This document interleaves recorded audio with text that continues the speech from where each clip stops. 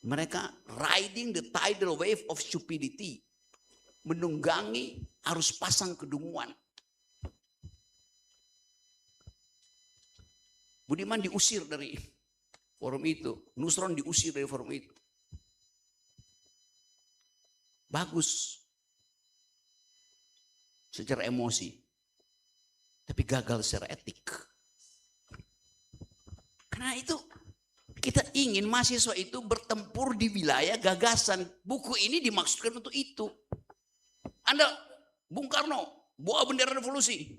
Juga nggak pernah tahu apa inti dari marxisme. Begitu terjadi perubahan, Anda menang, yang isi Indonesia itu liberalisme. Coba, fasisme, militerisme. Nanti kalau saya masuk dalam perdebatan, Rocky Gerung pro rejim. Jadi pembagian mental dan pikiran itu tidak lagi tertib. Bela-bela koperasi. Bela-bela MBG. Lalu saya bilang, itu perintah konstitusi. Tapi kenapa dibela? Loh, konstitusi bilang begitu, dibela. Itu kan buat keadilan sosial. Itu artinya memihak pada pemerintah. Enggak, saya memihak pada konstitusi. Orang yang begitu tidak paham beda antara konsep dan pelaksanaan. Jadi dia sendiri nggak ngerti. Lain kalau dia bilang, ya benar, tapi itu sarang korupsi. Nah lu betul. Tidak mampu menemukan duduk perkara. Terlibat di dalam demagogi itu. Buku ini dimaksudkan untuk membatalkan demagogi dan kita pindah pada pedagogi. Terima kasih Bung Rocky untuk jawabannya. Boleh mungkin Bung Angga sekaligus juga untuk closing statement karena kita sudah di penghujung diskusi. Setelah ini juga nanti kita akan berikan apresiasi untuk para penanya. Bung Angga silahkan.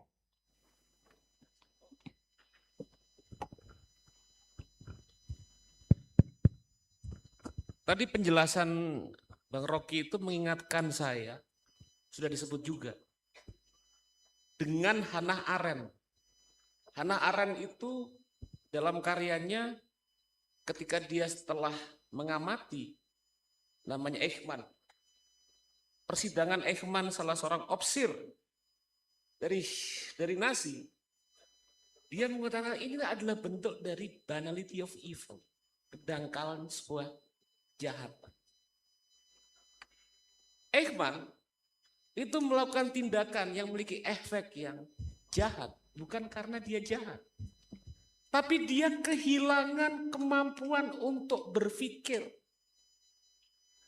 Karena dia tidak lagi memiliki kapasitas untuk melihat bagaimana berpikir secara jernih. Dan oleh karena itu, kata Hannah Arendt, hal ini terjadi karena kita tidak lagi memiliki ruang bersama untuk selalu menguji nalar kita. Itu tadi yang sebetulnya diutarakan oleh Bang Rocky.